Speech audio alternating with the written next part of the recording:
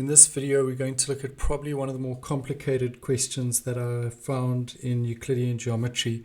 And I'm not going to write down every reason that you would be putting in an exam. I'm just going to be speaking you through them, and I'm going to be showing you how I would be thinking about a question that's so complicated like this, with the main point being that as I read, I fill in information. In the diagram, O is the center of the circle, and so immediately I would just fill in all my radii, and I'll be looking to see if there's angle at center, double angle at circumference, but it doesn't really look like it. I'm also thinking if I've got a line from the center and it hits a line that's bisected, then the angles here would be 90. So I could actually just go 90 all the way around. And so that's another rule that you'd need to know and be jumping out for you. HC and HT are tangents, and so that's making me think of the rule that when you have two tangents meeting at a point, then they're equal length. The other thing that I pause on the information on tangents to think is that a radius and a tangent are perpendicular. A radius and a tangent are perpendicular, and so I would like to fill that in straight away. If they are tangents, then if there's an angle of x there, then I go to the line the chord that it hits, so x will hit into CD, and I go with my fingers on CD towards the circumference, and that will also be x. That reason is tan chord theorem. The other thing that I'm seeing is if this is x, but I know the whole thing is 90, then C2 would just be 90 minus x. That would just be adjacent angles.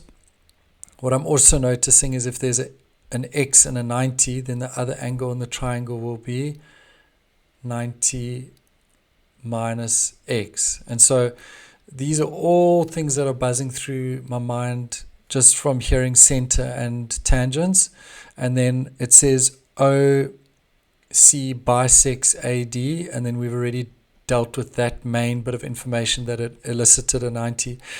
And so what makes this section really tricky is if you don't have all these theorems buzzing through your head, you end up with a picture that's quite bare, and it doesn't help you to know where to go. I could fill in more, but I'm just going to pause my excitement for now just to see where we're heading, because we might have answered some of the questions. So write down with reasons another angle equal to C3, in other words, another angle equal to X, and we got A2, tan chord theorem. Show that CHRJ is a trapezium, so we're just looking for one set of parallel lines, and because we've got a 90 here and a 90 here, then it must be parallel converse co-interior angles, something like that. Then for the rest of the question, I'm going to fill in immediately that if these are parallel, then I could end up doing alternate angles if I needed to get another x down here. If I had an x down there, then these lines would be equal because there's an x and an x. And so all these things are buzzing through my mind. Prove that OC bisects ACD, prove that this bisects it, and we've just through the discussion worked out that this was 90 minus x because of sum of triangle, and this was 90 minus x because radius was perpendicular to tangent, and then we just did adjacent angles, so that's great. So we've got that bisecting. Write down with reasons ABD, so this angle here would be the same as this angle here, C1 and 2, because of angles in semicircle, angles in same segment.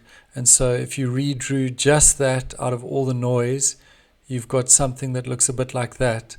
And we've worked out C1 and 2, and in total C1 and 2 would end up being 180 minus 2x.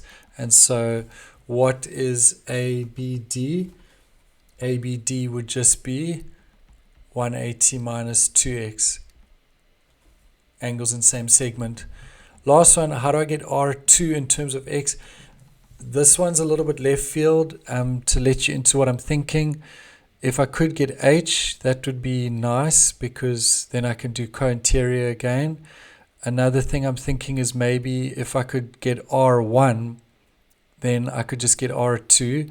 And then I'm thinking backwards, if I needed R1, I could try and work out in this triangle here, I would need to just go backwards and get A3. And so why it's for 6 marks is you're having to think backwards to get what you want to get.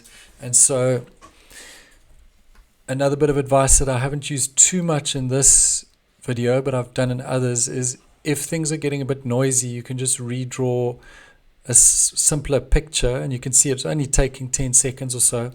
And so if I want to get A3, I know that OC is a radius and AO is a radius, so they're equal.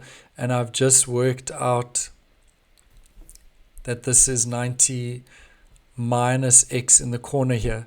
And so two things you can do. One thing, you could get the entire angle here to just be isosceles triangle, so 90 minus x, or you could work out the O2 if you wanted. It would just be the exterior angle. If these are both 90 minus x and 90 minus x, this would be 180 minus 2x, and then we could get the opposites of a cyclic quad because these are both 90. But there's quite a lot of extra proving to happen there first. So let me rather just say A1 and 2, A2 plus A3, that whole angle equals 90 minus x. Reason radii make an isosceles triangle. I know A2 already, it's just x, and so what is A3? It would just be 180. It would be 90 minus 2x.